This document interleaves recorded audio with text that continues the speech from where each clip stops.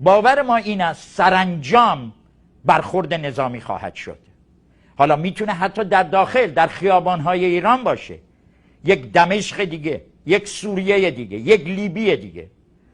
همه در انتظارن. اگر سوال میکنید پاسخو بشنوید.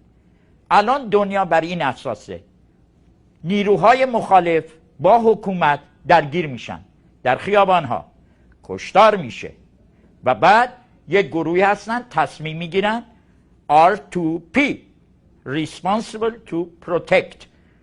کی باید پروتکت کنه؟ یا ناتو یا نیروهای غرب. پس بنابراین پاسخ همینه دوست من، چه شما حکومتی در خارج تشکیل بدید چه در داخل، باور ما این است که خیابانهای سیاسی ایران شکل ساده‌ای نخواهد داشت.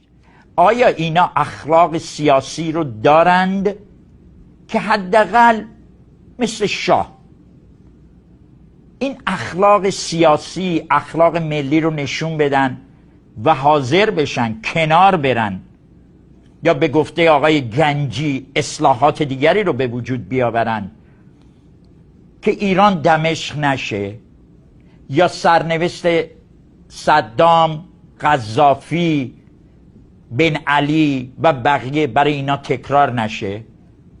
من فکر نمی کنم.